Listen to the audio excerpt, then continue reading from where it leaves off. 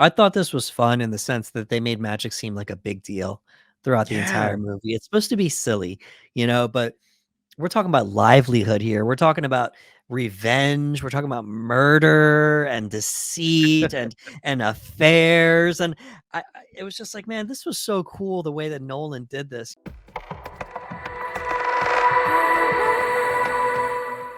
Hello, friends. I'm Anderson Marchak, And I'm Ricardo Segura. and we are the Panel Bros. Welcome to the panel. Welcome to the panel. Well, here we are again. Oh, yeah. Doing a breakdown. And we are in the middle of doing a breakdown of the filmography of the great Christopher Nolan. In Nolan, we trust. In Nolan, we trust. Nolanites unites. Yeah. Yes. Yes.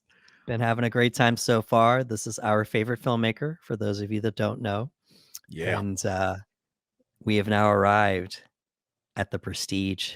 Bro, The Prestige. Listen, and I've said it. The Prestige is one of my favorite films in his filmography, and it's one of those movies that you kind of not forget about, but you kind of forget about a little bit because he's got so many great hits. And getting to watch it again for the first time in years, I was reminded of just how amazing this movie was, and I was like, dude, he don't make misses, man. They're all hits.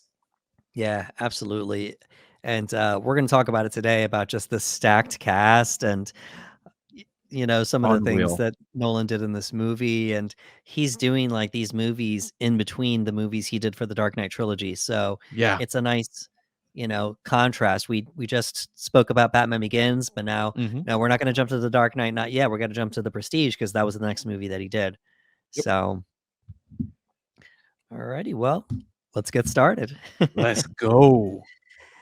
The Prestige was released on October 20th of 2006, so 1 year and change after The Dark Knight. Yeah. Here we go with the opening scene here.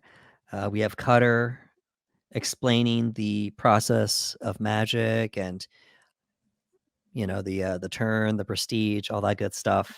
And he's showing the trick about the disappearing bird to a young girl. We don't really know what's going on yet. And then we shift to a scene of Borden, played by Christian Bale, who is on trial for the murder of Angier, played by Hugh Jackman. Hugh Jackman, that's my boy, bro. Huge jacked man. Huge Jackman, Wolverine, Logan, I love him. So just to give you folks some context, those of you that don't know, Christian Bale is my favorite actor, and Hugh Jackman is Ricardo's favorite actor. Yes, hands down. yes. So yeah, we're excited for this movie to talk about it. we got a showdown of our greatest actors. Yeah, absolutely. So Borden's on trial for the murder of Angier, and there's a point that comes up that they say, well, if you explain to us how this trick works, it could exonerate you and, Borden, and it could, we could let you go free. And he's so dedicated to the craft of magic. He says, nah, I can't do that. I can't give it up. And, Cutter says, well, I could explain in private to the judge how things work, but I can't because once we give up our secrets, then we don't have anything and no one's going to want to come pay to see us. Yep, that's it. So that's it. So surprise, surprise, this isn't actually the beginning of the movie. It happens later on in the movie, but Nolan had to edit it to, get a little bit of time shift here. Look, Nolan does that great non-linear storytelling that you think you're at point A and the story continues and you realize like, oh no, I'm not at point A at all. And you start to understand more and more about the characters and story. I love that form of storytelling that he does. Absolutely. So we've already seen it's like an escape trick, so to speak. We have Angier's wife. She's tied up and she gets dropped into the tank, and then we have Michael Caine in the background sitting there ready with the axe, just in case. And we see the trick, she escapes, and it's an intense scene. It's really intense because Borden, he messed up with the knot, and then Angier is kissing his wife on the leg, and Cutter is just like real frustrated by the whole situation. I saw the knot slip. We can't do that because if the knot slips while she's getting raised up, she could break a leg if she falls. And Yep. you need to be careful kissing your wife's leg because the audience can see you. Yep. He's just yelling at everybody, you know? Yeah. That scene was good. It was all tension because like it's almost foreshadowing in a way the way it was set up and lined up because you could just feel the tension in the air. And like yeah, when he realizes the knot is wrong, like he kind of looks to the side of the stage and he just gives him like a bad look, like come on, man. Yeah. So we're setting something up. Absolutely. And I thought it was really cool. Like they made the scene sound like so intense. It was just like, um, they were discussing like we could do better tricks, and Christian Bale in his full on Welsh accent is like, no, I can do it. I can Yeah. do better. We can show them better. And it's like, like we could do like a bullet catch. It's just like you're gonna get yourself killed doing a bullet catch. Yup. So You could already see the passion and the determination to do bigger and better magic. Like everyone else is like, hey man, like we got a good thing going here. Like there's no reason to go above and beyond just yet. Like we'll get there, but like relax. And Bale's character is like, no, like we're doing the same parlor tricks right. over and over. You know what I mean? You can see it. You can already see the type of magician that he wants to be. Right. And that's not the first time this comes up, but he's talking about trying to do a better knot Mhm. for Angier's wife. He's like, we could do the Langford double. And I just found it really amusing that like just this random, well, it's a proper name for a knot, but like they're talking about magic here, but the Yes. greatness of these actors made the scene seem so much more important. One guy's Yes. talking about a knot to tie somebody else up. One's talking about a bullet catch.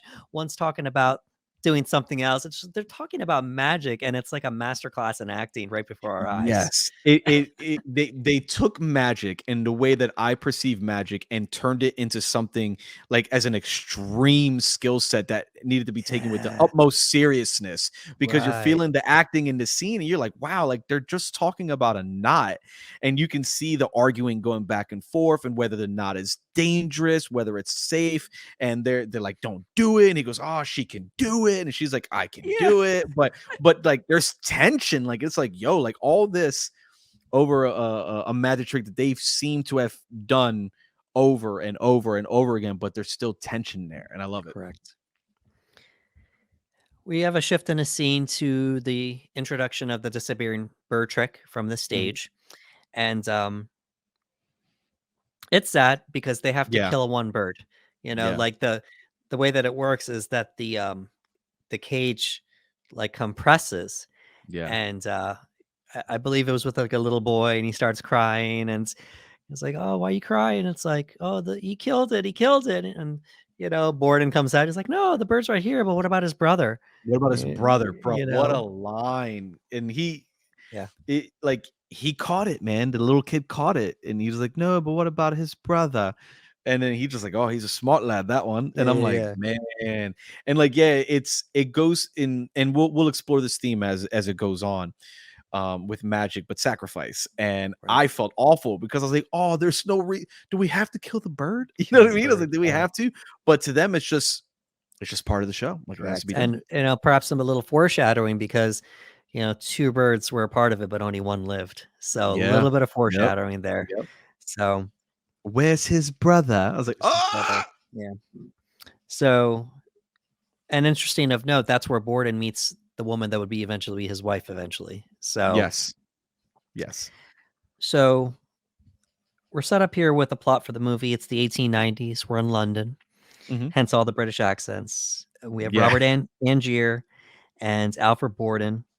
They work under a magician, and his name is John Cutter. It's Michael Caine, Mhm. and we see the water escape trick again with Angier's wife Julia, but unfortunately, she doesn't get out of the tank this time, No. and we see the same setup again. Borden goes to tie the knot, but they kind of share a glance. It's almost Mhm. like try that different knot that you were thinking about, the one Yeah. that'll that won't look as fake, so to speak. Yeah. And Angier doesn't kiss her leg this time; he taps her on the leg. So Yeah, he just kinda does like a little one of these, like a yeah, little it's great. And Cutter's in the back with the axe. always, just in case the trick goes wrong, because Yep. the person inside has a limited time to get out. And just really intense. They see that there's a problem. She's screaming. She's like, no, I can't get out. So he's hitting it with the axe, and they break open the glass enclosure, but it's too late. She'd already drowned at that point. She drowned. Yeah. So stop me if you've heard this one.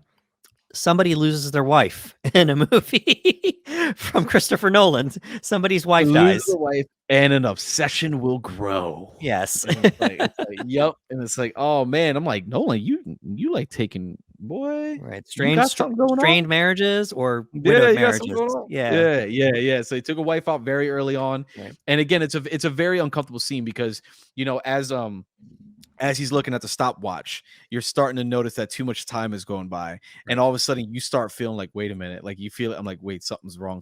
Right. And you can see their faces. They're trying not to let the audience know, but you can feel it, like something's wrong. The magician is walking around the tank. They're not getting the sign. And it's horrific, man, because like they remove the curtain, you hear her banging and just pleading. And everyone's just in shock, and you have, Angier who's just banging the glass, just screaming, no, and she falls out and she drowned. And it is a horrific sight. And then immediately, as a viewer, I'm like, was it because of the knot? Like, as a viewer, I'm like, was it the knot? Was it the knot? Did she make a mistake? What happened? And then it's like, all right, well, I guess we have to wait for the movie to play out. But at that moment, I was like, oh no, What did happened? they do the knot? So you start immediately going, what triggered this? So Angier, he's devastated, obviously. He accuses Borden of using a different knot. Was it the slip knot or was it the Langford double? Yeah. Because we had the discussion about that, They obviously they end up having to go their separate ways because Angier blames Borden for the death of Julia. Do you remember what his answer was when he asked him about the knot? Yes, it was at her funeral. And no one else is talking. And Andrew just goes, which knot did you use? I don't know.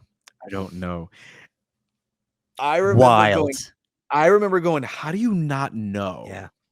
What do you mean you don't know? And I'm thinking maybe it's a trauma response where his mind blocked it out. But I'm like, how do you not know? So I'm already being like, no, that means you used it and you're lying. Because like as a viewer watching this for the first time, I'm like, wait a minute. How would you not know what knot that you used? You've done this trick a million times over. Right. And now you don't know. And it's at his wife's funeral and he keeps doing it too. Like you don't know? I don't know. And then obviously Borden leaves and then he screams, how can you not know? Just exactly. Like it's like it almost felt like it's a guilt response. I'm like, no, because the idea, if you use the same knot for every trick, and he goes, which knot you use? He goes, oh, I use the same one. No, we always use, I use the same one. But when he said, I don't know, I got very suspicious. And I'm like, you did, didn't you? You did, didn't you? But again, as a first time viewer, we don't know yet. Like we have no clue. So they go their separate ways. They're enemies now, unfortunately. Yeah. Borden begins a solo act.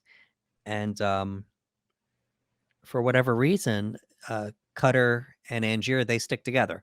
And Cutter's going to help Angier launch his solo act. They don't say it in the movie, but I think it's because Angier is a better showman. They don't say it, right? But I think that's why. Yeah, that's a good assumption. I think he's a better showman, and therefore Michael Caine's character understands that and goes, "Oh, well, that's the one I'm going to work with." Right, and also in a way, Borden and Cutter were always butting heads. So, then Cutter, if he feels that Borden's in any way responsible for Julia's death, why would he want to continue working with him? Yes, 100%. So all those things factor in. So Borden finds a way to do the bullet catch trick, and he shows it to Rebecca Hall's character, Sarah, right? Sarah, thank you. Yeah, yep. Slipped my mind there for a second. And nothing's gonna happen to me. I'm gonna be fine. Shows her how it works. The bullet's not even in the gun. Cool. He goes to do the trick at his show, and Angier sneaks in, and somehow he gets chosen to be the person to pull the trigger. But Yep. what does he do? Puts a Puts a bullet in the bullet in there. gun and shoots 2 of Borden's fingers off. Yep. And he asks him again. He goes, "Hey, what knot did you use?" Like, Yeah, and it's crazy because Hugh Jackman, Angier is using a disguise. So he's got a fake mustache, a fake beard. He's got his hair slightly different, and we see a lot of that. We see a lot of trickery with these two characters with that type of makeup and stuff. So when he sees him with the gun, you see that look like, uh-oh. And I was like, there's nothing stopping him from killing him right now. right. Like if he wants to kill him, but he's so adamant about finding out what knot he used. And again, as we mentioned, he says it again. He goes, I don't know. I don't know. And I'm like, how do you not Right. know? And then I think someone interferes, right? Does someone interfere and knock the gun, which was why he hits his fingers? Correct. I think Borden, Borden's ingenue, Fallon does. Okay. Yes. Yeah, Yes. Yes. Fallon. Yes. Okay. Fallon ends up interfering there. Okay. So shoots off 2 of his fingers. And by the way, it's a great scene because he's doing like these little tricks here, rings, and like, oh look, they can attach, and now I'm Yeah. pulling them apart. And everyone's like booing, and Yeah. They're like, then we're over this. and then he goes, "Is this what you came to see?" And he brought the gun out, Yep. and after the man gets his finger shot off, everyone starts laughing at him. Yeah. It's because like, they're like, oh my because God. the trick went wrong. Yeah, Yep. absolutely.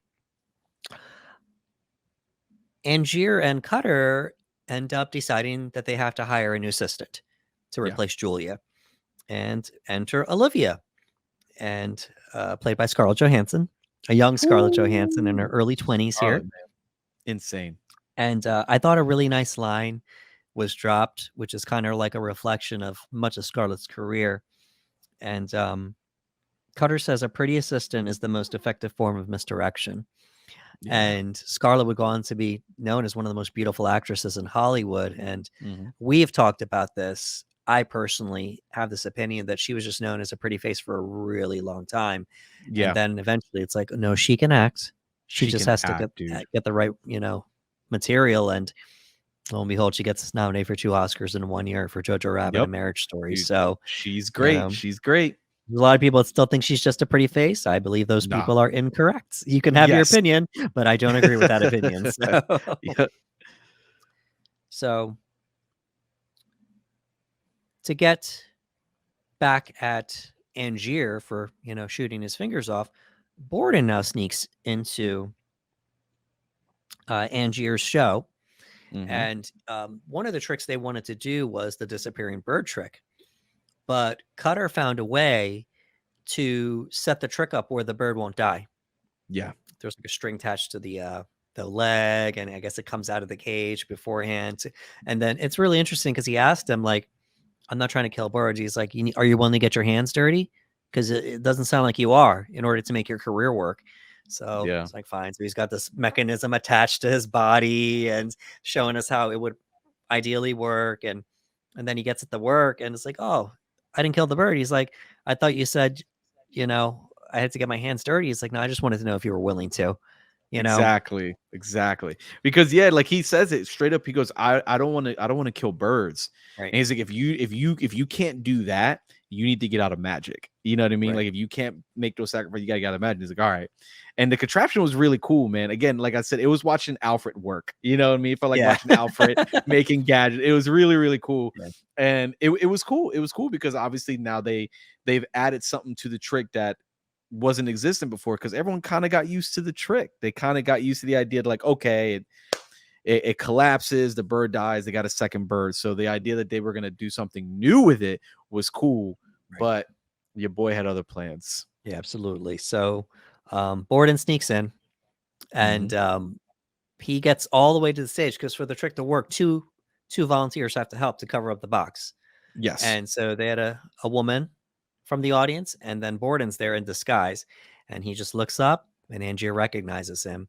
And Borden, knowing how the trick works, hits the mechanism, and obviously the cage slams, killing the bird and snapping the woman's fingers that were that were there. He sabotages the trick to obviously to get back at Angier for shooting him. You know, Yeah. That one bothered me a lot because like when Angier went after Borden, he was like, I'm coming for you. But Borden was like, listen, I'm gonna hurt your career. Like right? we're gonna hurt this fan, and the fan's fingers got clipped. And I was like, oh dude, that's Yeah, awful. that lady was I was like, innocent. I was like, she didn't do anything. And I Right. was like, she might lose 2 to 3 Right. fingers. Who knows? Get But yeah. Angier. Don't get the poor lady. You know. So Yeah, but he made a point. He's like, I'm gonna sabotage you. I'm gonna right. sabotage you. What did the manager say? You know, like my patrons don't pay to see birds getting killed and having their fingers broken. You know, Yep. and he had a 1 week engagement. He says, "You're out. I'll go get a You're comedian done. now." Yep, You he know. said, "You're done." And that was, like just like that, he was able to sabotage him. I was like, "Oh, man." Yeah. So I have a little nitpick here. Okay. um, I don't believe the disguises that Angier and Borden used to sneak into each other's shows. Um, they weren't really good. You have to take I felt it was so interesting because it's like, you gotta take a real leap of faith here to not recognize these individuals. Right.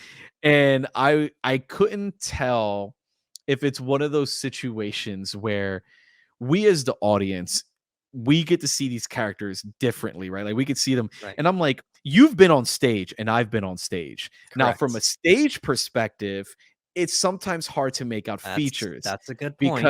because they're under lights. So I'm like, maybe that's their way, is that they're using lighting to help with the disguise, and that's why when they walk close, the other person is immediately like, "Oh crap." Like, Right. it's not until the last moment. Right. So I don't know if that's the reason. Right. I'm trying to help Well, because, like you said, they looked like right. They themselves. look the same. So that's a suspension of disbelief. It's like, Yep. okay, we'll Yeah. let that pass. But the part that I'm really suspicious about is the fact that they both got chosen. Like out of Yes. anybody that could have gotten Everybody. chosen. Yeah, yeah. Yes. So And I was like, are they just super eager in the crowd? Like, is yeah. nobody else Yeah, volunteering? And I so was like, well, they definitely, get I picked. don't like to nitpick, just a little suspicion of disbelief thing, just so we can get it out there. Yep. And I was like, okay, okay. Yeah. So Borden develops a trick called the transported man. This is going to Yeah. be his big trick. And the trick, it shows him traveling between two doors, so to speak, on opposite ends of the stage. And there's no way he could do it unless he's teleporting, Yeah. basically. It's insane. It looks so wild. Angier goes to see what this big thing is. And Nolan does it in a way where he doesn't show the trick. No. He says, because Borden's with the bouncing ball. He bounces the ball, goes in one door, and then we see the ball bounce to the other door. But before we can see the rest of the trick, we just get the camera on Hugh Jackman's face. And Yep. then we get Jackman going. He's just in shock, just Like, utterly in yeah, shock of what he's yeah, yeah. seeing. It's great. It's great. Great acting from Hugh, obviously. Oh, yeah. And Yeah. he just walks home and you just see him just in disbelief. And he's taking the fake, facial hair off. He's talking to Olivia. What did you see? It's just like, it was how good was the trick? It was the greatest magic trick I've ever seen in my life. Yeah. In shock. In shock. Yeah. In shock. And then you know what he's going to do now. Yeah. So absolutely. So he's like, I want to know how he did it. And Yep. cut her from the very start. He's using a double. Right using- away. Immediately. He's like, he's using a bloody double. He's in a double. And he's like, it can't be. He goes, no, that's too simple. It's like he Right. can't accept the fact that something as amazing as what he saw could be something as simple as that. And like, Right. He's trying to tell him that can be magic. There's more to it, but basically down at its core, he's using a bloody double. And Angier, like, what else did you think he was doing? He's not really transporting himself, obviously. So what do you think he was doing? Like, is he finding a way to, in 1 second, go from like, is there a mechanism under stage? Like, what do you think he's doing? Like, No idea. in what right? They don't reveal it because obviously No idea. this is the beginning of Angier becoming obsessed with The figuring obsession. Yes. with this The trick. obsession. Correct. And He him can't accept the answer. No, him being so obsessed is clouding his mind because again, he's telling him, Cutter's like, listen, I'm telling you how he does it. this is the only way it is possible, unless this dude can actually teleport, which he cannot do, would be a double. And Right. and again, he can't wrap his mind around it. He just can't. He refuses to believe it. So just one thing here that Nolan's really good at is building mystery in a movie. Yes. So we didn't see the trick, and then from the jump, Cutter's trying to tell him it's a double, but they're sowing seeds of doubt in our minds as the viewer because Andrew's saying, no, it can't be that. Yeah. So we're getting seeds of doubt being sown. Kane is screaming at him, by the way. He's screaming Dude, that it's a double. it's a bloody He's double. screaming. Like he's Michael trying. Caine gives a really shouty performance. I appreciate Yeah, that for this movie. I love my cocaine. I love him. So yeah, I was happy. I was happy during this scene. So Angier supposedly can't figure out how Borden does the trick.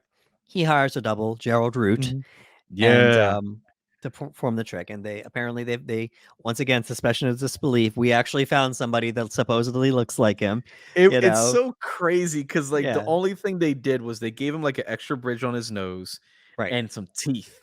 They gave him like correct, different teeth, and then obviously Hugh is just hamming it up. So it's like, oh, and I'm like, wow, you just found this guy in a bar? right, Okay, right. And okay.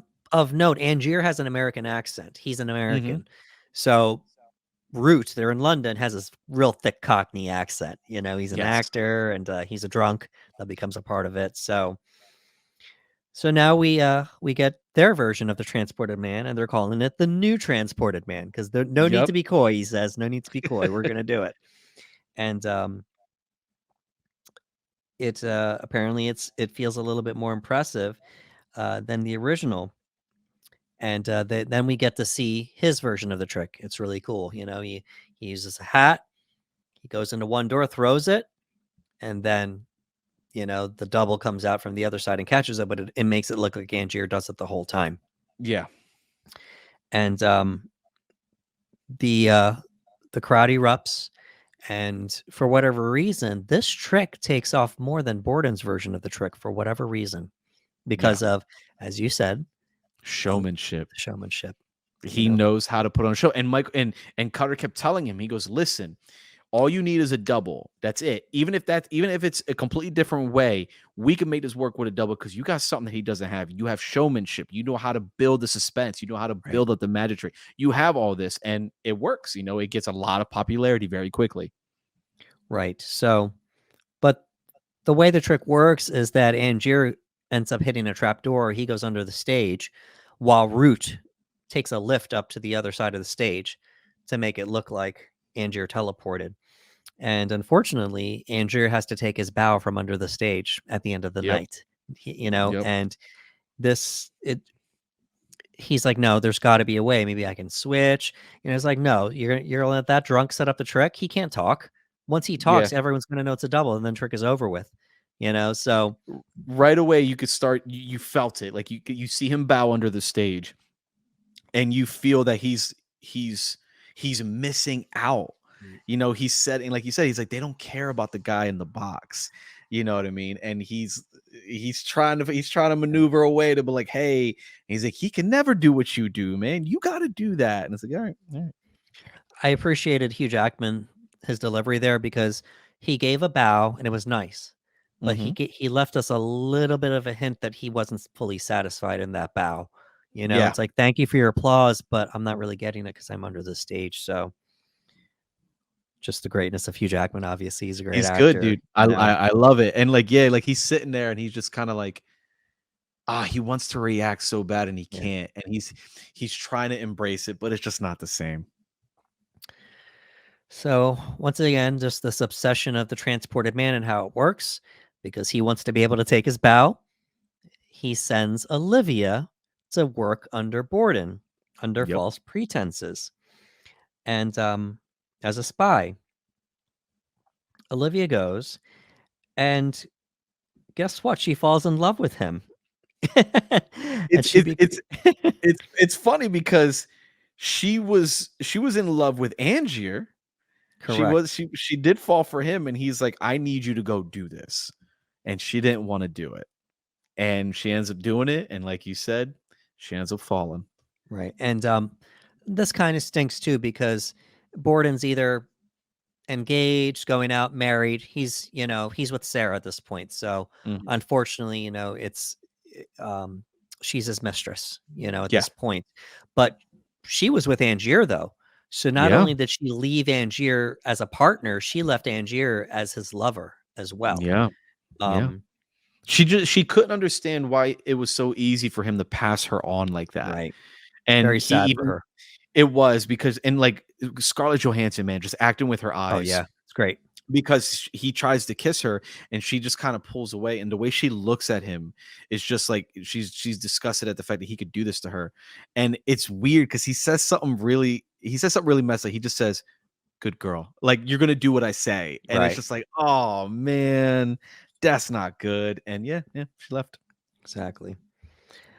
So Borden ends up sabotaging Angier's act. Um, it was really intricate the way that they did it. He removed the padding underneath the stage that Yep. Angier would fall on to break his fall. It's unexplained whether Root was in it or not, but he tied him up Mhm. and he's hanging from above the stage. So Angier falls down and he ends up hurting his leg, possibly broken. And he looks over to where Root's supposed to be to take the lift up, and it's Borden. Yeah. And he kind of bows, and Borden goes up to the stage, and he comes out of the other side of the door, and the crowd is erupting with laughter Yeah. um, to see this because they don't expect to see him. Because at this point, they're doing their shows up across the street from each other. Across the street from one another, Yeah, you know what I mean? so he's just like, I appreciate you guys showing love for the show, but if you want to see a real magic show and see the better version of this trick, come across the street, you Yep. know. And he like motions, and then you see Root coming down from the ceiling, Yeah. all tied up and drunk as usual. And he had planted the seed of doubt into Root because Root was trying to like squeeze more money out of them, Mhm. because of this. And we don't know if Root's in it or not, but it's basic. It doesn't say it, but in a way, he kind of exposed the trick Yeah. in a Yeah. way, because it's just like, well, if he's coming up over there, how is this working? Maybe, and this is the 1890s. I don't know if people were that sharp to figure things out, but at the end of the day, he ruined the entire trick and ruined the Yep. act because it's the climax of the show. Yep. So Angier ends up talking to Olivia again. He has no idea that she's done with them. Gives him a copy of Borden's diary, and Angier finds out that the keyword to decoding it is Tesla. He finds that out because he threatens to kill Borden's ingenue Fallon. Yeah. You know, this is kind of morbid because Very. Cutter's in on it too. Yeah. So they hole him up in a coffin and then bury him, Yep. and and he's just like, fine, I'll tell you what it is, the code, and he writes it down and he sees Tesla. So he's like, okay, well now I have to go see Nikola Tesla, and apparently the it's hinted that Tesla is the one that came up with the trick for Borden. Mhm. So he's thinking, well, Borden's going to create that. He made a machine for Borden. He's going to make the same machine Make for one me, and for then me. I could Yep. do the trick. Yeah. So he goes to meet Nikola Tesla, played by David Bowie. David Bowie Yeah, as Tesla. yeah, it's good stuff. While there, Angier realizes that the diary's fake because Yeah. Borden's writing him in the diary um, to basically waste his time. Yeah. Tesla does manage to make a machine for him, though. But it's by accident they found out that instead of teleporting things, it's a duplication machine. Yeah. It's making duplicates of things. And he doesn't know until the cat ran into it. Mhm. The black cat ran into it. The electricity comes down. Nothing happens. As he's leaving, because he paid a lot of money for this, he Yeah. sees two black cats running. And apparently he comes across all the hats that have been getting duplicated. They What a they they did reveal. they've been trying with his hat and nothing changed. And he's Andrew's getting so angry that he's investing money and time into this and nothing is happening. And then when you get that reveal and you see the cat and you see all those hats and your brain goes, wait a minute, what? And you find out they've been making duplicates over and over and over again. You're like, oh my God. Right. So they get to find out that maybe this is a way he can make the trick work. Mm-hmm. Tesla has to leave, though, his location because the people working for his rival, Thomas Edison, Yeah. they have like these scientists that are like, We getting name drops in here, man. I was yeah. like, okay. But as the last thing that he does, he delivers the machine to Angier. Yeah. He tells Angier to destroy it because of how powerful it is, and it will bring him nothing but misery. Those are the words. Yeah. Borden and his wife are pretty at each other at this point. They have Yeah. the baby, the young girl, and Sarah is just fed up from all the secrets from Borden because he can't reveal all the secrets to her because he's a magician. She has an idea that he's possibly cheating on her with Olivia, Mm-hmm. and you know he was able to buy a house for her. Like it's a very profitable business at this point, Yeah. and he just he's just dismissing her time and time and time again. And unfortunately, this makes her so depressed that she takes her own life. She hangs herself. Yeah. It when again, I hit you up today because I completely forgot that this happened in the movie. It's a very heavy moment Right. because she just can't take it anymore. She feels like there's been a lot of deceit, dishonesty. Just they started off struggling in a marriage where they didn't have the money and they became very profitable with the act and whatnot. There were days where he would say I love you and she would say no, not today. You say it weird today. When you say it today, you don't mean it. Right. And there's other times she goes, it sounds like you mean it today. So she had this conflict constantly in their marriage. Right. And then obviously the idea of the affair, and it was too much for her to handle, and it was awful. Like I completely forgot that scene happened. I was watching, I was like, oh no, that is the worst. Yeah. So we end up getting a conversation between Borden and Olivia, and he casually says he didn't love his wife anymore and he loves her, Mm-hmm. Olivia. And this makes Olivia upset because that's ridiculous. That's the Yeah. mother of your child. That's your wife. You were having an affair with, with me, but that doesn't mean you loved her less. Like, how could you? She was offended, Yeah. So she leaves. Back in London, Angier debuts the real transported man. This is a new version of the transported man using Tesla's machine. And it's very wild the way that it works. He steps Yeah. into the machine and it appears to make him teleport not across the stage, but across the entire theater. Yep. What's happening, though, is that that's his double from Yeah. the machine doing it. Borden sneaks into the theater and he discovers how the trick is done. He sees that there's a trap door underneath the stage, and that's where the original Angier falls through before the duplicate appears on the Mm-hmm. other side of the stage. Unfortunately, this one falls into a glass case of water. Yeah. And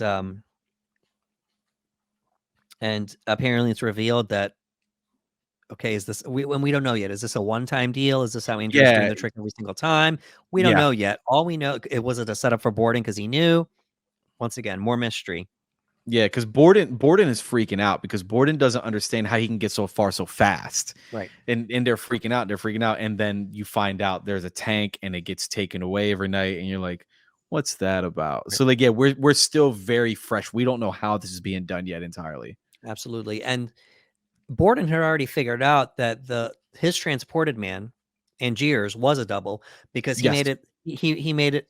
He said, does he enjoy taking his bows under the stage? Because it was pretty obvious that the that the other Angier was a little bit more overweight and a little bit more drunk. Drunk. Yeah, So he goes, he's overweight and drunk. Yeah. he could tell the double wasn't Angier, but with the new transported man, there was no differences between the two Nope. Angiers. He couldn't So figure it out. that made him say, I need to figure this out. Cutter comes upon Borden trying to break Angier out of the trap door, not the trap door, the glass encasing underneath the stage. Cutter discovers it, and the parents what have you done? I guess Cutter was in on it at this point because he said the lock wasn't supposed to be locked, Yeah. and it's never really Cutter at this point has no idea. no, he doesn't know at all. Right. No idea what's happening. And it's Right. like, So oh, and we don't either. So we're kind of like, what's happening here? right. Right. So Borden gets turned over to the police. He is found guilty of killing Angier and sentenced to death. So now we know about the story of why he won't reveal the secrets, Cutter trying to get clued in and such. Yeah, because the way it's framed up to this point, because again, he does notice that Angier is using a trap door. So he knows that that's there. He goes, I just don't know how he's getting over there so fast. So the way it's framed is like, okay, so he knows there's a trap door there. And all of a sudden, Angier falls into a water tank. You're like, oh my God, he's going to drown this guy. Right. Like he's going to, and that's all we're getting. That's all we're seeing. And you're like, oh my God. So then, like you said, it goes right back to the beginning. You see why he's on trial. And it's like, oh man. And they don't really reveal too much about how much Cutter knew. Did Mm-mm. Cutter know about this? We don't know. We don't know. I think he did know because there's no way you could run this by Cutter with him not knowing about the duplication. Yeah, I think it's oh God, it gets trippy because I know that there's a line later where Andrew says, this is why I kept you out of it, but you don't know how much. Right. You don't know how much out of it he kept him. Like Cutter's just like, there's a moment that comes later and Andrew's just like, I this is why I kept you out of it. And you're like, well, how much did you tell Cutter? Like, how much did he know? Because again, there's a lot of complexities here. And clearly he didn't know because he would have cleared Borden's name had he known the full truth. 100%. So 100%. we have Lord Caldlow, and he's a rich man described as an aristocrat interested in magic, and he's offering to adopt Borden's daughter Jess, who is about to lose her father and her mother's already dead. And he needs to because then she would get. It was really weird at the time in London. They would get sent to work at a very young age, and he wanted to save her from that. But the only way he would do it is if Borden gave up his tricks. However, Borden meets Caldlow and finds out that it's Angier in disguise. Yeah. And he's in jail, and he finds out he's still alive. And he doesn't know how. Insane reveal. Right. He's like, hold up. I saw you die, And Cutter finds out that Angier is still alive. And he and obviously it's not explained that, well, was there a trick to the dead body? Cutter doesn't know any of this. He has no idea. And he goes, how are you alive? He goes, I saw you on a slab. You were dead. Right. Like, how? So there's our answer. He didn't know anything about this. Yeah. Nobody knows because he goes, I saw you on a bloody slab. You were dead. And this is like, oh God, like this is pretty like very, very, very secretive what was going on. So, excuse me. So he decides to try to help Borden out, but we'll get to that in a second. Yeah, he decides to get rid of Tesla's machine because it's time to get rid of it. Borden is hanged for Angier's murder. Yeah. And then we get the reveal here at the very end of the movie. Oh, yeah. Angier ends up getting shot, and we find out somebody takes his hat off, and then we see Borden. It's like, hold up. We just saw Borden get hanged. How is this possible? And we got a surprise that Borden and Fallon are twin brothers. Yep. And Fallon would wear a disguise um, to throw people off. And this secret was kept between them that they didn't tell anybody. They didn't tell Olivia. They didn't No one. tell Sarah. They didn't No tell one. Jess, his own daughter. Nobody knew. Nobody knew. They both led double lives. Yeah. Because even Angier was like, "Well, who was the one that came out at the end? Who got the ovation? Who went in the box?" And he says, "We took turns." Yeah. And you're just like, "Oh god." And it's so funny because Angier figured it out as soon as he saw him. He says it. He goes, "A brother." He goes, Right. a brother, a twin brother." And then you're getting this exposition and revelation Right. right now, and you're like, "Oh my Exactly. god." And it's really cool how Nolan did this. He made it a creative choice that Fallon would never talk in front of Yep. everybody. Yep. And whenever you saw Fallon, it would be for a quick glimpse, like Very fast. quick glimpse. And then we eventually see that we see the prosthetics going on because there was a heavy prosthetics and such. Like this is the type of disguises that Borden and Angier needed to be using to sneak into the Yes. other shows. You know, Yes. um, Fallon only spoke once, and I think it was when Borden told him to take care of his daughter, something like that. Yeah. You know, And it's very low. It's not it's right? not it's hard Even almost to make and even out. in that scene, like you still can't tell. You still can't tell No, the first time seeing the movie. they do a good job, this may have been a directing decision to illustrate just how good that disguise was in comparison to the others. So this may be a creative Right. choice on why some of the other ones don't look as good. So you could just see how good this one was, maybe. Right. I don't know. But yeah, it was so well done. He would wear a fat suit, so he'd put something underneath the clothes to make his stomach bigger. And they would add prosthetics to his face to fill him out a little bit more. And he's always wearing a hat with glasses and he's keeping low. Yes. So yeah, to the naked eye, you would Right. have no clue. And like you Right. said, they do a really good job. Very quick glimpses, nothing longer than maybe a second or two at Yeah. tops. So the way that it was done is that they both were Borden. That was the ruse. They were both Mhm, Borden, and while one was on stage, the other one would be disguised as Fallon, the ingenue. mhm. Sometimes one was Borden, sometimes one was Fallon, sometimes one was Fallon, sometimes one was Borden. Yep. And Angier, they showed a scene when Angier shot off the fingers of Borden, presumably, well, the Borden that we saw. The Mhm. other one had to get his fingers amputated Yeah. to match, and Mhm. because they're all in on the greatest act in London, of course, okay, bro, take my They fingers, had to do it. They had to do it.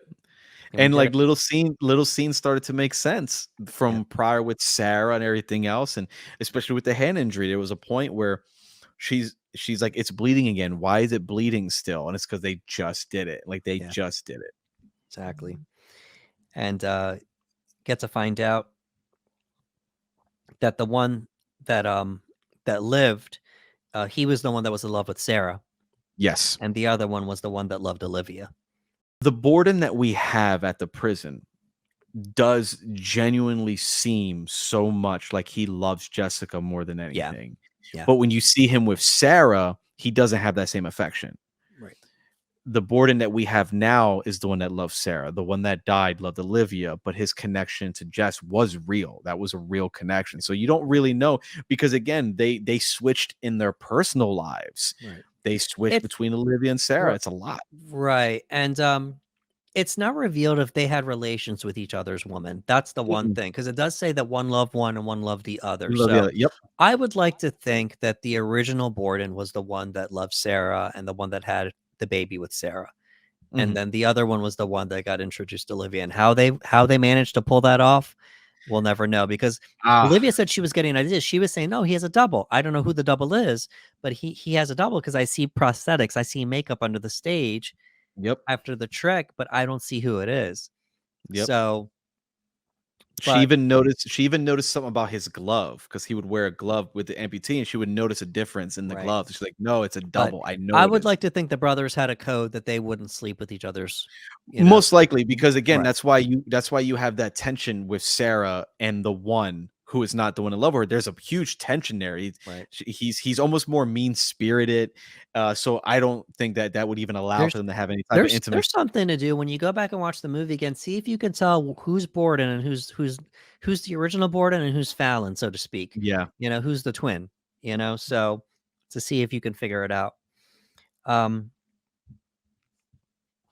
so we find out how Angier was using Tesla's machine, Hmm. and with each performance, he was creating a new Angier, and he was killing the original Angier each time. It So was dark, it's such a revelation because he's being told right now, he's listening as he's dying, that you don't know, you know nothing about real sacrifice. right? And Angier's like, "Are you kidding me?" He was like, "What I've had to do," and then you realize that the original Angier is dead. Yeah, He died the first time he did the trick. He was so committed to being the greatest magician of all time that he dies the first time the trick happens. But his legacy will continue because each right, duplicate will do it over and over right. and over again. And you're just like, oh, Yeah, and I mean, this is sci-fi rules, so apparently the duplicate has the same memories. That's all we yeah, can really assume. yeah. They show when the first time it's done, he shoots the duplicate. The first time it's Yes. done, for what? And the duplicate is saying, like, don't, and Right, it cuts him off. But I think he was gonna say, like, I'm the original because his memory is dictating he's the original. It doesn't let right, him get it out. Like he goes, no, wait, don't shoot. And he caps him, and that's it. And I'm like, oh boy. right. And then from there on, he's like, well, I guess maybe he used that information. Oh, my memories will go into the other Angier, Hmm. and then you'll have the memory of killing your past self every time. Yeah. But so the little sci-fi rules, some explanations there. Each duplicate had the same commitment to the bit that they knew they were Yeah. going to die Yep. every time, which is insane. Because as I watched it again today, I'm like, is there a way that I can make this work where the original Angier is alive because he's so selfish? Is there a Right. way? And I couldn't do it. I'm like, no, Nope. he died. He died on the first trick. The very first time he Correct. does it, he dies, and he's so committed. And he does know the sacrifice because he literally died. Like this is duplicate 37 or something. God Right. knows. Absolutely. And so they're showing that like whatever Angier is on stage would drop into that glass enclosure.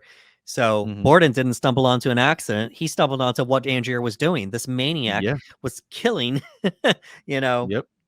um, himself while the duplicates of himself lived on. Angier dies from the gunshot and drops his lantern. The whole theater gets set on fire. And Borden, I say Borden because it's this Borden. He Mhm. leaves. He picks up Jess at Cutter's workshop, finds out Cutter wanted to help him after he found out all this crazy stuff was going on. Yeah. And hear a monologue from Cutter. And then you see all the tanks holding all the dead Angiers because Yeah. he couldn't find a way to bury the bodies, so he Mm-mm. just kept them all in the tanks. And that's our movie.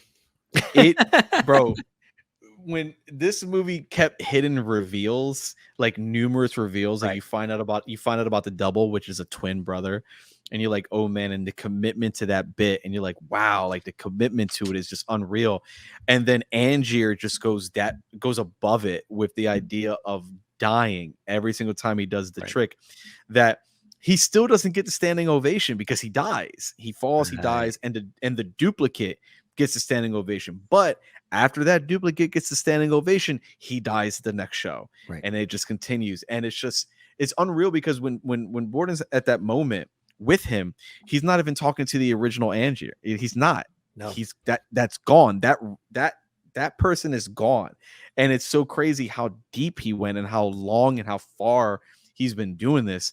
And again, he says, he goes, you think I don't know about sacrifice? Like, if you only knew, and he doesn't get to verbalize it because he dies, but you do get to see all the bodies, and you're like, oh wow. Yeah. And it's a pretty crazy scene, I'll tell you that. But Nolan's got a way of doing that. So, When I first saw this movie, I was just my mind was just blown away. Like, it was hard to Mhm. kinda there was a lot to keep up with. There was a lot to Mhm. keep up with, like, "Oh, we have a twin, and we have a double, now we have duplicates, like, what's going on here?" It was a lot of Nolan's movies require a second watch, Mhm. so, that was my initial thinking as far as that goes. Um, I had to look this up so we could have our discussion today. The budget for this movie was 40,000,000. Bro, that don't even make sense to me. Yeah, That like 40,000,000 again, for a lot of people, 40,000,000 is kinda low when you're talking about, a major motion picture like this, especially with right, the cast. Like, if you look at the cast who they are now, you're like, 40,000,000? right. That's it? It's kinda low, Exactly. but And, hey. it had a modest box office, 109,000,000 Mhm. worldwide, modest box office, but once again, Nolan, he clears the budget and then some so Yeah, far. yeah. So, got nominated for a couple Oscars once again. Nolan Oh, movie yeah. got nominated for Oscars. We have best cinematography, Wally Pfister every single time, and, best production design. So, no wins yet, but, more Oscar Someday, yeah, more Oscar nominations. Oh, well, there will be a win or 2 here or there for his movies, someday. but not yet in this context.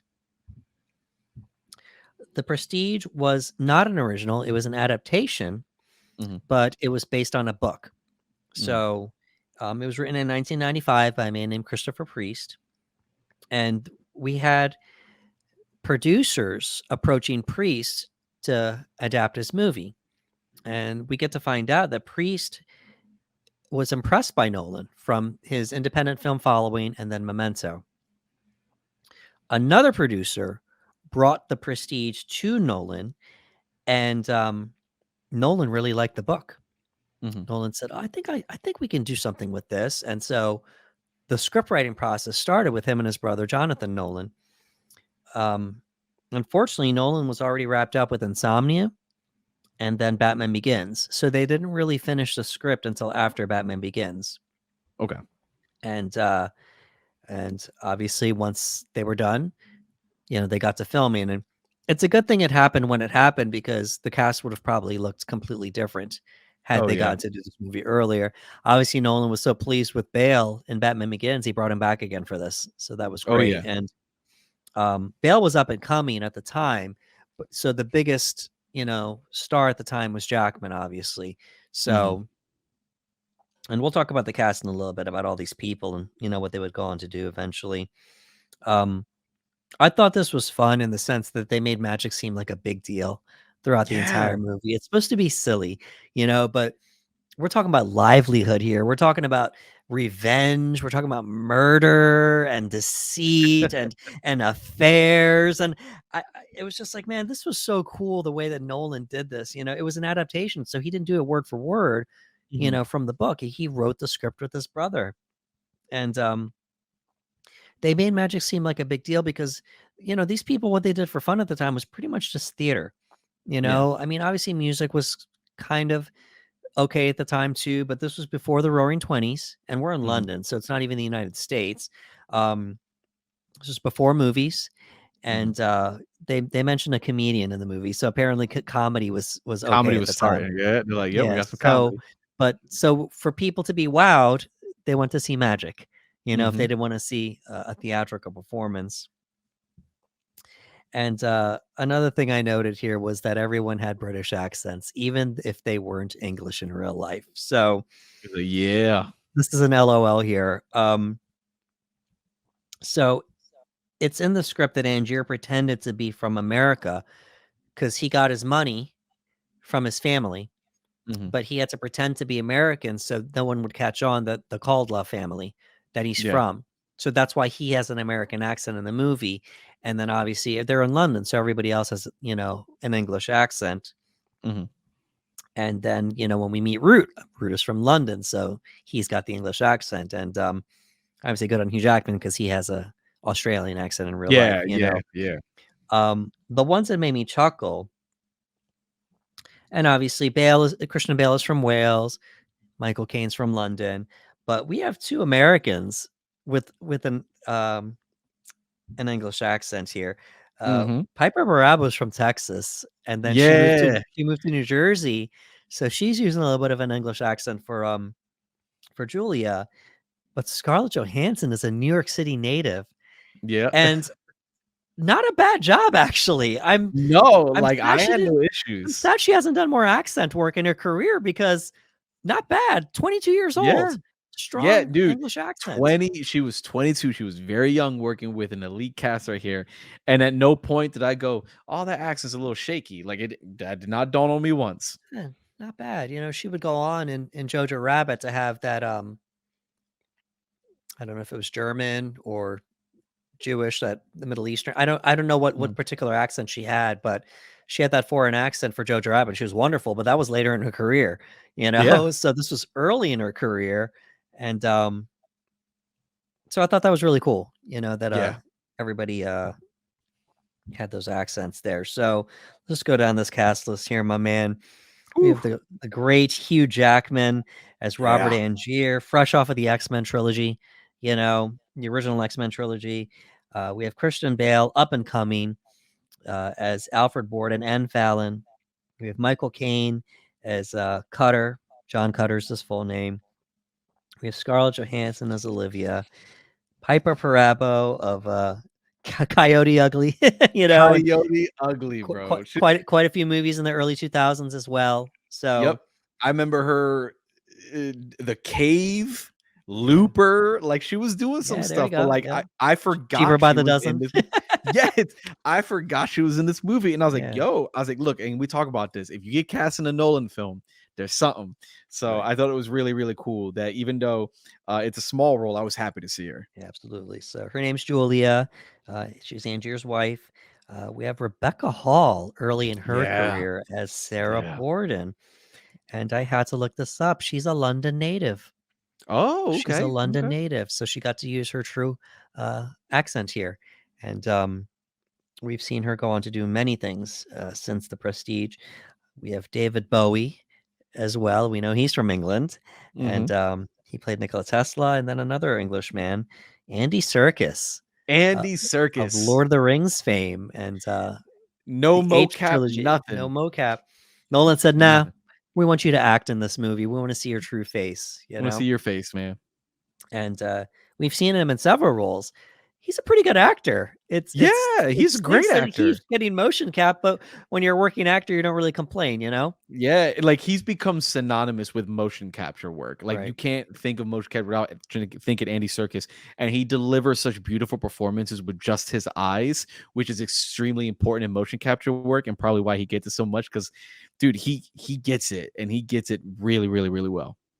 Yeah. So his character's name is Mr. Ali or Ali. Yeah, and he's Tesla's assistant there. So let's dive into this here, man. Like, Man, there's so much to unpack from there's a this lot. movie. So obviously There's a that's lot. that cast. So even though like these people were in different stages of their career, it's just Mhm. mind-boggling to know that he did this movie for 40 million. And then also it's just a testament to Nolan and his practical effects, Yes. as little CGI as possible. He made a really good looking movie with a great cast for just $40 million. And I know it was 2006, so it was some time ago. As of this recording, it's May 2023, but still, like, what a good Yeah. looking movie for just 40 million with great Yeah, and actors. look, there's a reason that production designer got an Oscar, you know what I mean? Because Yeah. it does it's really well, and it's one of the things that we talk about with film in general is the idea of practicality and sets and things of that nature and production design, and this movie feels like you are exactly where they say they are, you know what I mean? And it shows in the design, and watching the actors act in those environments, it sucks you into that world that much easier, and it definitely plays a role. And like you said, for 40 million, it's like in comparison to what we hear a lot of movies cost, whether it's today, even back then, like 40 million, like, and especially with the cast, with everything they've done today, we look back at them when this movie came out in 2006, a lot of up and comers, but they all went on to be amazing actors and Right. performers. So to see them all working together is wild. Again, like Hugh Jackman and Christian Bale, Scarlett Johansson, Michael Caine, Right. Andy Serkis, David Bowie. What? Like, it's what a lineup, dude. Like, Nolan's become synonymous as well with ensemble casts. I feel like a lot of actors' dreams are to work with Nolan. So when you see these movies as far back as 2006, and you see that lineup, you can kind of see how today it's still following in the same suit, where it's like you have a lot of actors come together who just want to work with Nolan on these movies. Yeah, and I mean, and to be honest, Nolan was up and coming as well because The Dark Yeah. Knight hadn't been released yet. That was when The Secret Nope. got out, Yeah. so only those in the know that were impressed by Memento, Yeah. and Insomnia, and they had already landed this by the time Batman Begins happened, I'm assuming. And if not, then Mhm. it only been a small sample size, but he managed to get these folks, and he did something really special, and it wasn't a true original, but it was an adaptation, because obviously Nolan does a lot of really cool originals too. But Mhm. I mean, it felt pretty original though when you're watching it because it wasn't like anything Yes. else like we'd ever seen, Yes, you know. and because here's the thing, like, whether it's an adaptation or not, if this was adapted by another filmmaker, it would feel entirely different. It would. Correct. Like, Nolan has a style, Nolan loves to do nonlinear storytelling. Nolan Nolan's movies almost feel like a magic trick because they're almost giving you they're giving you something, they're setting it up. They're setting up the magic trick and you think you got it. And then later you realize, oh, you don't have it, and he hits you with the prestige. And this is what this movie felt like as a whole in terms of the nonlinear storytelling, the plot, and the story beats. It felt like we're getting pieces of information. We think we know how he did it, and as the movie continues on, it's like, oh, we don't.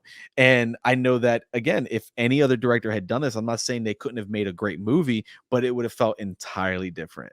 It would have felt almost as if one is Angier and one is Borden. They're doing the same trick, but completely different. And I feel like it would be the same way. So, adaptation or not, like this movie works as good as it does because of Nolan's style and directing, and it is fantastic. Did you, at the time when this came out, were you able to see this with the knowledge that Nolan directed it because you had just seen Batman Begins, or you weren't really paying to directors as much at the time? Yes. Batman Begins is when I remember I told you Batman Begins is when I walked down like, who's this guy? Who's this Okay, Nolan guy? So when I watched The Prestige, I watched it based on his name. excellent. Obviously it had Hugh Jackman, and I was like, yeah, Hugh Jackman. I like Hugh Jackman. Again, he was up and coming through the X-Men movie, so I mainly knew him, as like Wolverine at that point. Right, And he had done some other movies. I'm not sure what year Swordfish came out. And I think Kate and Leopold, like right. some rom-coms. All Like early he was 2000s. yeah, Yeah. he was doing some work, but like I mainly knew him as Wolverine. So like seeing him in this movie, and I hadn't even decided he was my favorite actor yet because again, it was still very young. But the big one was like, oh, that Christopher Nolan guy. Oh, I loved Batman Begins. I loved the other movies that he made. Right, And I was like, okay, it's about but like you said, it's like it's about magic. right. Okay, let's see. And he did something really cool with it, like you mentioned, where it was so serious. We're so used to, especially me as a fan, when I think of magic, I think of fun, I think of fluff, I think of distraction, like I think of all that, but there's almost like an underbelly of like of magic that I hadn't taken into consideration, the competitiveness Right. of magic, like anything, like any sport or anything where you're competing, whether there's a competitive nature there, and obsession to be the best. Athletes, magicians, say what you will, so like I hadn't taken those things into consideration and watching it play out in the movie, and I was like, oh yeah, that if I was a magician, I would want to be the best. I'd want to be competitive. I might obsess over this. But he went above and beyond. And again, you've got murder, you've got affairs, Right. you've got trickery, body doubles, lies, deceit, and it's like, wow, like he went pretty hard with it. Yeah, absolutely. And I don't know anyone that's read the book that's seen the movie. So to my understanding, um, I'm assuming a lot of these elements were a part of the book, but Nolan found a way to like just bring them to life, Yeah. for this movie with his brother. We got to give his brother credit for just being his Yes. screenwriter here. Yes. And I saw this without the knowledge that Nolan directed it. I wanted to see this because of Christian Bale. And then Yeah, it they wasn't until I coming up. saw that, and it wasn't until I saw that directed by Christopher Nolan, I started thinking, oh, this is a director I need to pay attention to now because I already knew Yeah. about Memento and I knew about Inception. Not Inception, excuse me, Insomnia. Mhm. And I said, okay, well, let's see what happens with the Dark Knight, and then it was over with after the Dark Knight for me, you know. Dude, So, that and that sealed the deal. it Like, did. there was no turning back after The Dark Knight. Absolutely. But don't get me wrong, like it was exciting to go see a Hugh Jackman movie at the time where he didn't Yeah, play Wolverine. Like, yeah. you know, I was like, oh, okay, cool. You know, and I kind of knew these other people, you know, I've seen Scarlet in a couple things. Obviously, you know who Michael Caine is, but you know, to just, it's a real treat to go back and see just Nolan doing something special with these ensemble casts, you Oh, know, yeah. something that he would, you know, Batman Begins was kind of a hint of it, but this was his first like true ensemble cast with names. And Yeah.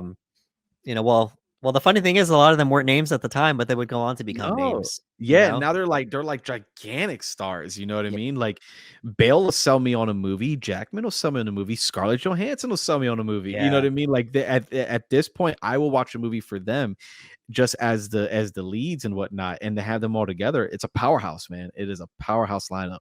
Yeah. We touched on it a little bit. I like the fact that we got to see something like after Batman Begins, obviously that ending where he turns over the card at the end and we see the Joker Ah, card. so good.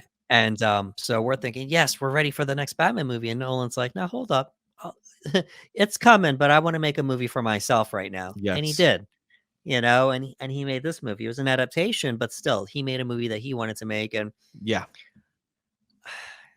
I think this is just him being um just trying to leave a little mystery for us. He says that the Dark Knight trilogy wasn't planned.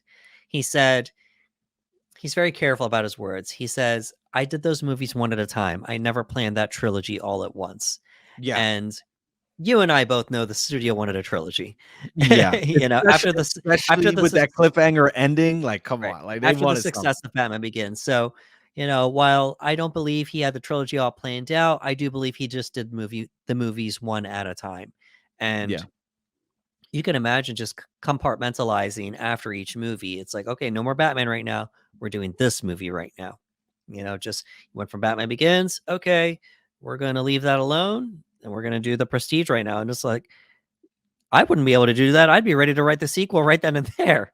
Yeah, it's really cool because it allowed him to not be um just associated with a Batman franchise. Like, Right. it allowed him to show like, hey, I made a really good Batman movie, Batman Begins, but I want you to know that I'm a filmmaker at heart and I can Yeah. do many different avenues and whatnot. Because, and it's happened. We've seen comic book directors who will become just associated with comic book movies because Right. they were lined up like, I think when people think of the Russos, the first thing they think of is like Captain America, Winter Soldier, the Infinity War, Endgame. Like, that's instinctively. When you think Nolan, someone might say The Dark Knight, someone might be like Interstellar, someone might say The Right. Prestige, because he made sure that he went from project to project and made sure he wasn't just attached to just comic book films, even though there are masterpieces. He wanted to show like, hey man, like, I'm gonna do a lot of different things, and I don't want to be attached to just one thing. And I think that's what separates Nolan again from other people. Because, like you said, myself included, I'd be like, oh, Batman Begins was a hit. Dark Knight time. Let's start writing. You know what I Right. mean? But he's like, no, we'll get there when we get there. I want you guys to see I have more to offer. And it's great because I think that helps build his stock too. Because think about it. If the Prestige did really poorly, the studios could have gotten scared and said, well, wait a minute. Now he's attached to like a box office bomb. Right. People are this, or do we want to go back to Dark Knight? Because we know how execs can be. They're very reactionary. Even though Batman Begins was great, they're going to talk about what was the last project that you made, Nolan. The last project you made wasn't very good, negative reviews. And he's like, no, I'm good. Let me Right. make my movie. And And, I like that. in a way, maybe he maybe he went for that lower but I don't know if the studio went that route or maybe he went for that route, but he found a way to make it work for 40 million. Yeah. And it was kind of like a way to just he'd already signed a deal with Warner Brothers at the time, but it Mhm. was kind of like, hey, I'm going to make this work for 40 million and maybe to temper expectations because it wasn't a franchise film. You Yeah. know, just Yeah. we'll do 40 million, we'll see what it makes, but I wanted to make a good movie and then obviously, you know, he made Yeah. up way above and beyond the budget at the, it was like 109 million, you know? For Yeah. 40 On a million, 40 mil that's budget. not bad, Yeah. you know? Not bad at all. So at the time, obviously, now we have low budget movies doing hundreds of millions of dollars because, you know, Mhm. that's what happens now. But at the time, not bad. And obviously, once we get into The Dark Knight, we'll go into how much money that movie made. And Oh my god. Nolan as a block, but this is now Nolan's going from an up and coming director. He's turning into a blockbuster director now. Yep. Yep. So that's as far as that goes. All right, so we're going to do some of the notable lines here from the movie, and before we even get started, I'm going to let you know I'm going to play anything that Christian Bale does, and Ricardo is going to do Yeah. anything that Hugh Jackman does, because these are our favorite Yeah. actors, and we can't pass that Yeah. up. So, No. Yeah. so we're going to open up with Cutter and his opening monologue in The Prestige. It's Michael Caine. Every magic trick consists of 3 parts or acts. The first part is called the pledge. The magician shows you something ordinary, a deck of cards, a bird, or a man. He shows you this object. Perhaps he asks you to inspect it to see if it is indeed real, unaltered, or normal. But of course, it probably isn't. The second act is called the turn. The magician takes the ordinary something and makes it do something extraordinary. Now you're looking for the secret, but you won't find it, because of course, you're not really looking. You don't really want to know. You want to be fooled, but you wouldn't clap yet, because making something disappear isn't enough. You have to bring it back. That's why every magic trick has a third act, the hardest part, the part we call the prestige. Bam. You want Excellent. someone to read that monologue, you get Michael Caine. That's what you do. Yeah. Excellent opening monologue. Alrighty, so this next scene is going to be Sarah and Borden. Yeah. And it's the first time where they start discussing, well, it's just secrets, Yeah. like you see that the secrets may possibly put a strain on their relationship. Mhm. We first get introduced to a great line that we get to hear time and time again throughout the movie about Yeah. "Do you love me?" So I'm going to be playing Borden, and I will Ricardo's be going to be playing Sarah. Sarah, and let's go. All right. What's this? The trick to wake up Ackerman at the end of my audition. Your great trick. The masterpiece that will make our fortunes. No, the world isn't ready for that one yet. This is merely a run-of-the-mill, daring, and spectacular bullet catch. I'm not letting you get shot. It's perfectly safe. Shoot me. Show me. Yeah, they do the trick. Show me.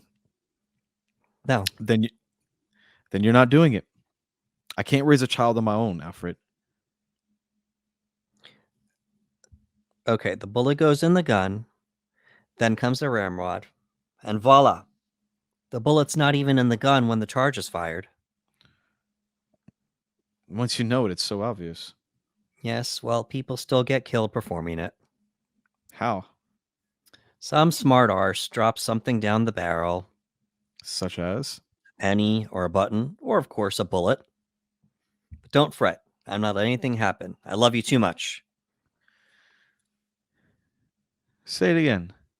I love you. Nope. Not today. What? Some days it's not true. Today you don't mean it. Maybe today you're more in love with magic than me. It's all right. I like being able to tell the difference. It makes the days it's true mean something. This is such a great line, and such is life. Like, do you love me? Not today. That is what when she says that line, it's the beginning of like what? Because Yeah. again, she's like, "Oh, not today." And at first, like, it doesn't really connect until you find out the twist. You know what I mean? But like, you're just like, "Oh, maybe she means what she's saying." It's like, "Oh, maybe you like magic more today," but nah, today you don't really mean it. And you're like, I don't know, but it's she says she likes the difference because then it helps her appreciate it more when he does mean it, which is interesting as well. Yeah. This next scene, it's Borden meeting with Root, and Okay. he tries to sow some seeds of doubt into Root with working with Angier. Ooh, yeah, this is drunk root. I like it. Yeah. All right. To what do I owe the pleasure of this rather welcome pint of ale? You're the great Danton, aren't you? Shh. course I am. But don't advertise it. I'd be mobbed with fans. And who might you be?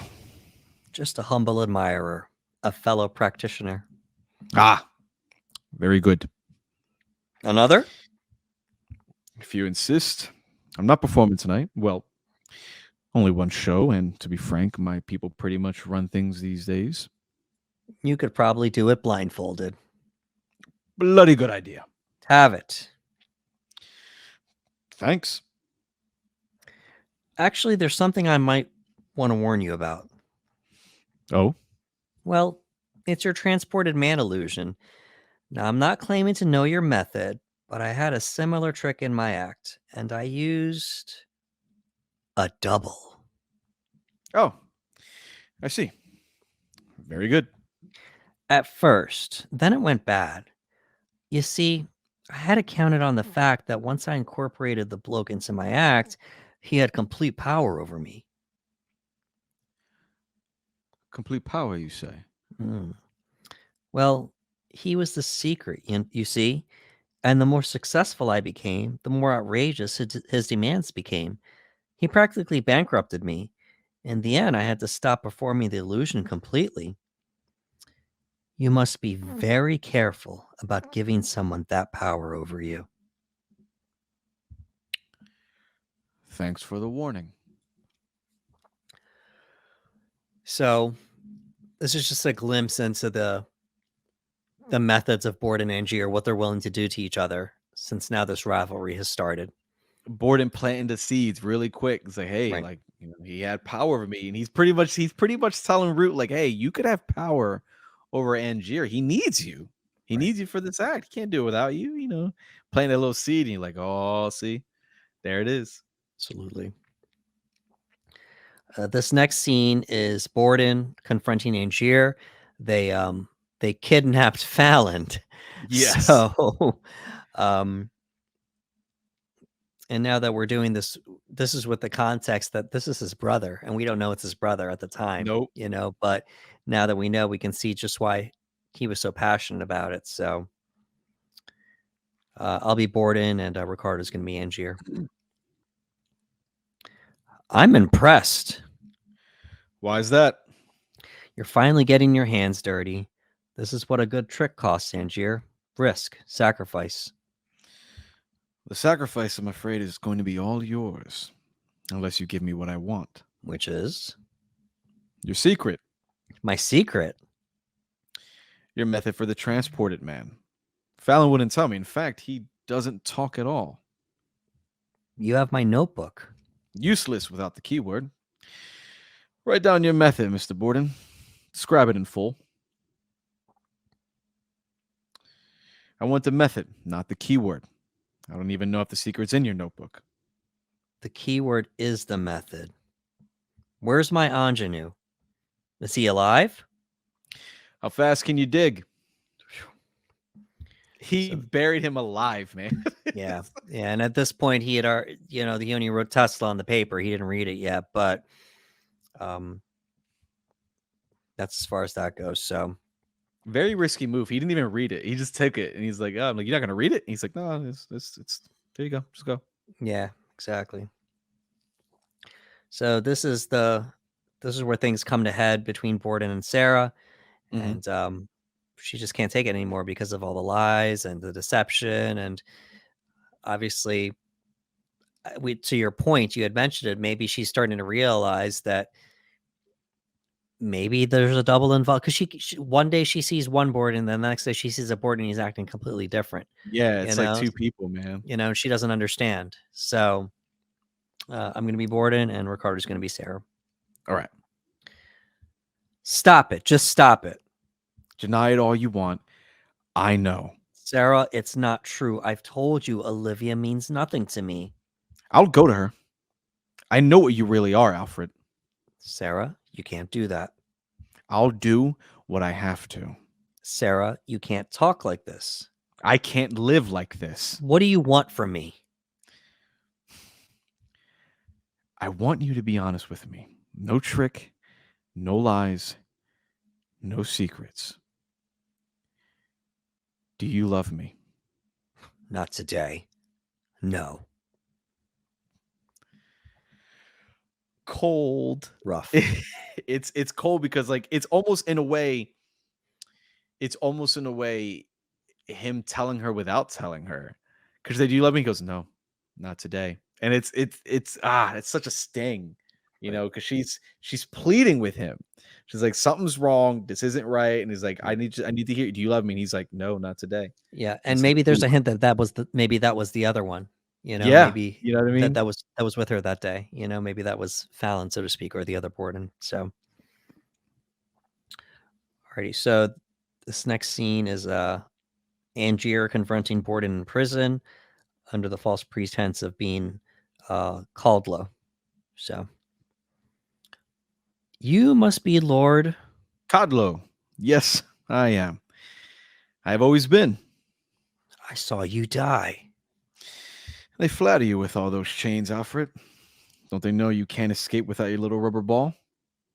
All I wanted to do was prove that I was a better magician, but you couldn't leave me alone. You were always afraid to get your hands dirty. Not anymore. No, not anymore. And I win. Because no one cares about the man in the box, the man who disappears.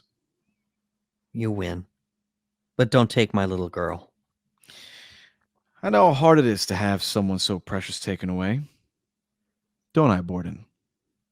But you can't take her with you, can you? She'll be looked after. Goodbye, Professor. Wait, don't you want this? You paid for it. Your secret. You always were the better magician, Borden. We both know that. But whatever your secret was, you'll have to agree. Mine was better. Hmm. It's so smug. At this point, Angier has become the villain of the movie. Yes, he is so smug At in this this, moment and just yeah, because in the beginning you feel bad for him because his wife dies, mm-hmm. and whatever you want to say, he blames Borden, but Mm-hmm. that was an agreement between Julie and Borden that he would tie that knot. Yep. So he's blaming Borden for a decision that his wife came to. Yeah. Two people came to it, but his wife was 50% of the decision. So, Yep. at this point, okay, he shot his fingers off. Okay. And then, but he says it, oh, 2 fingers? That's nothing because my wife is never coming back, you Yeah. know? So then it's like, now I'm going to steal his tricks. I'm going to send Olivia to spy on him. And now we don't know yet that he's killing doubles. He's killing himself Mm-hmm. while duplicating himself. And then now he's setting a man up for a crime he didn't commit, and he's stealing his daughter away from him. Daughter. Hugh It is. Jackman is a maniacal monster. Like, He's so bad because if he if he really it seems like he wants to do an eye for an eye, but he's going so much more far and beyond what he needs to do at this point. Again, though, his wife had agreed to that knot. She said she could do it. She said she could slip out of it. It is what it is. It was a very unfortunate event. But Angier is like Angier still doesn't know that there's a double. He has no idea. So all that he knows is that Borden's entire life is in shambles. His wife is dead. He is now going to be put to death, and his daughter is going to be, sold to work. Like you've done enough. That is, please stop. Like, please stop. Like, Borden doesn't need to go away for for the death of your duplicate or whatnot. No, you don't have to. He's already lost Sarah. And he says it later at the end of the movie. He goes, I was the one that loved Sarah. And now he has right. to live the rest of his life without Sarah. It's awful. But at this point, Angier just a very arrogant, smug, cocky villain at this point. Like, you feel it. Right. This next scene's the final scene that we're going to read here. It's actually the climax of the movie, Yeah. and it's the reveal that Borden was actually a double. And once again, Ricardo's going to be playing Angier. I'm going to be playing Borden. All right. Yeah. You died. A brother, a twin. You were Fallon the whole time. We were both Fallon, and we were both Borden. Were you the one that went into the box, or the one who came back out? We took turns. The trick is where we would swap. Cutter knew, but I told him it was too simple, too easy. Simple, maybe, but not easy. Nothing easy about two men sharing one life. What about Olivia and your wife? We each loved one of them. We each had half a full life. Enough for us, but not for them. Sacrifice, Robert. That's the price of a good trick. Well, you wouldn't know anything about that, would you? I've made sacrifices. It takes nothing to steal someone else's work. It takes everything. Do you want to see what it cost me? You didn't see where you are, did you? Let me show you. It took courage to climb into that machine every night, not knowing if I'd be the prestige or the man in the box. You went halfway around the world. You spent a fortune. You did terrible things. And all of it for nothing. Nothing? You never understood, did you? Why we did this. The audience knows the truth. That world is simple, miserable, solid all the way through. But if you could fool them, even for a second, you could make them wonder. Then you got to see something very special. You really don't know. It was the look on their faces. Great ending for a movie. That ending hits, man. It hits. And again, I love the conversation on sacrifice when he's just like, "You don't know anything about sacrifice." Because I don't know anything about sacrifice. Because you kidding me? I don't know. You know how crazy it felt not knowing if I was going to be the prestige or the guy that goes into the box every single night. And it's like, yeah, it's a lot. But at what cost, man? At what cost? Like, yeah, it's a lot. It's a lot.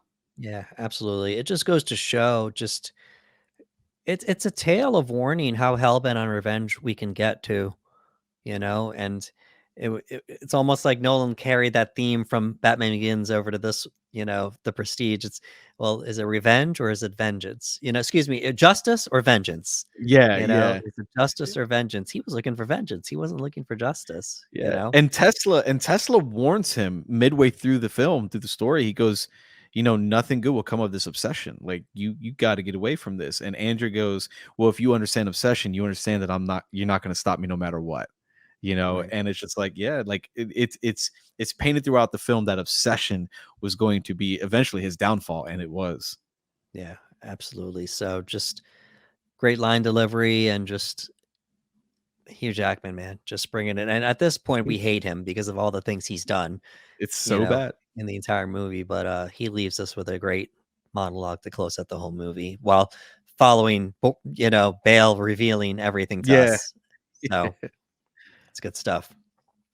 This is a great movie to look back on, to just see the growth and Mhm. to see, just like I discussed this already, just Nolan jumping from project to project and how he tries to like separate himself from Yeah. each project and just to give us all each time. Could you give us some we're going to start wrapping things up now, but could you give us some closing thoughts on The Prestige, Ricardo? The Prestige, again, it was I remember watching it, and it's one of those movies that the more you watch it, like you said, Nolan is someone that you watch a movie a second time, you get more out of it. And I loved going back and trying to notice the little things I missed the first time, especially with Borden and Fallon, trying to spot little moments here and there. Like you said, I think it'd be really fun for me now to go back and watch it and see if I can spot the difference between them and see who is who and where is what and whatnot. But again, I thought that him taking an idea or an adaptation of a movie about magicians, Yeah. is not necessarily something that people would be jumping to go see. But again, what I love about Nolan as a director is when he has a vision and he sees it, he's like, that's what I want to do. I have enough confidence in this to do this, and I'm going to go ahead and do it. And I feel like a lot of people, I don't remember, I'm not saying it didn't happen. I don't remember a lot of chatter going around like, "Hey, did you see The Prestige? Did you see The Prestige?" Like, I don't remember a lot of chatter at the time, but I remember I watched it and enjoyed it. But again, he was still up and coming at the time. Again, as you mentioned, The Dark Knight was when it really kicked into overdrive for a lot of people. Pay attention Right. to this guy. But I appreciated this movie for what it was. I love the mystery aspect of it all. I love his nonlinear storytelling. It's one of my favorite aspects Yeah. about it. I love that he does it. Um, that's why when we talked about Man of Steel, you start to see some of his influence in that movie because of the nonlinear storytelling. And I think Nolan's grasp on nonlinear storytelling is great. And again, the movie itself felt like it was unveiling a magic trick within itself, that the Yeah. way it was given to us and whatnot. Fantastic performances throughout. I thought everyone was on their A game. Watching Bale and Jackman just looking at one another, just acting, is some of the best stuff. It's just like, even when there's more exciting scenes of the machine that's working and whatnot, and the gunshot scene and things, you like, your heart is racing and tension. They're trying to get her out of the tank, she's drowning. Like, those are meant to elicit like fear and adrenaline, but just those two working across from one another, man, it's power. Like, I'm just like, and then Michael Caine in there with him Yeah. too. That what, like you said, the first time we see all three of them really interacting, Michael Caine, Hugh Jackman, and Christian Bale, and they're just going at it and talking to one another, and you're like, this is a clinic. Like, this is a clinic. Like, this is an actor's dream, is to just be able to study these three and watch them act with one another. And Nolan just has a way of picking cast and ensemble cast and actors and putting them together and seeing something that maybe we don't see right away. I know it's happened to me. I'm like, he cast who in that movie? Really? Okay. And then you watch and you go, wow, okay. Another reason why we say in Nolan we trust. I just trust in Nolan. You know Yeah. what I mean? And it's great to go back and watch a movie like The Prestige before he became, like you said, the blockbuster filmmaker, where his films now are events. You know what I mean? Like, I've said it before, I don't need to see a trailer. I don't need to see anything. Yeah. You tell me Nolan's got a new movie, you got my money. You know what I mean? It's an event. People are talking about it. They're hype about it. So it was great for The Prestige to come out when it did, and for me to watch it again and kind of go back to that time, like you mentioned, where like maybe it was his decision to say, hey, give me something smaller. We did Batman Begins. I could do something smaller. Give me 40 mil. I'll make it work. And he did. And he did a magnificent job. And it's one of my favorite movies in his lineup. And I know that he's got quite a few, but Prestige ranks relatively high, probably higher than it does for a lot of other people, but it's all up to the individual. But I adore the Prestige. It's rare. It's rare you could take a subject that I don't relate to at all. I know Right. nothing about magic. I have nothing to do with magic. I've seen magic here and there, and to get me to a point where like my heels are planted in the ground, I'm like, I don't want to move. I am invested in this. And he made me care about this world of magic and magicians. You know what I mean? I could put on television and watch, like, Mind Freak or whatnot, and watch a magician do his work and just see the trick for what it is. But giving me a layered story like this, with great characters, deception, betrayal, and great twists, man. Like, we get more than one twist in this movie, and the movie just doesn't stop. Like, again, you think you got it figured out, they give you some information, and then like, nope, here's some more information. You're like, all the way up into the credits, you're kind of like, wow, you know what I mean? So The Prestige, to me, it's one of my favorite films in general. It's one of my favorite in the filmography of Christopher Nolan. Stacked cast, I should say. Great performances, great twists and turns, amazing drama film. And you know what? You got your boy David Bowie in there too, so they give him some love. Yeah, for me, I think I want to see a Nolan reunion with a lot of these actors. Oh, Obviously, Michael Caine did a lot of Nolan movies, and mhm. Bale will go on to do 2 more Batman movies after this, but I'd love to see Bale back with Nolan again, Mhm. and I'd like to see Scarlett Johansson with Nolan again. I'd Oh, like to see Rebecca Hall. Like, yes. this would be really cool. So that's my wish list, to see some of these people, you know, work with Nolan again. So, I'd love oh, it. It's, again, especially Scarlett, who is a veteran, man. She's been doing this a long time, and they've all grown. Every single one of them, they're all great and talented. And they were great and talented back then, but they've all grown that much more. They're older, they're wiser, great. great choices. And I'm like, yeah, let me see that. Absolutely. All righty. Well, folks, that was our breakdown of The Prestige, directed by Christopher Nolan. It's All right. magic. Yeah, so those of you that are watching on YouTube, Ricardo just did a magic trick with his fingers, a disappearing finger trick there.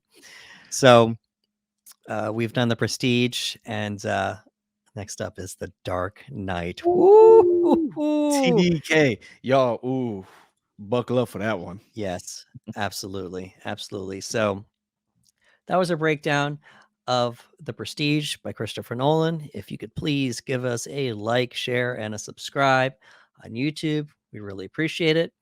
Also, please let us know how you felt about The Prestige in the comments below. Were you into it? How do you feel now about the cast looking back on it? Please let us know in the comments below. And please stay tuned because we are continuing with our filmography of Christopher Nolan, and you will not want to miss the next one. It's going to be The Dark Knight, Oh and yeah. it's going to be a pretty special episode. So, for Ricardo Segura, this is Anderson Marchek saying thank you for coming to the panel.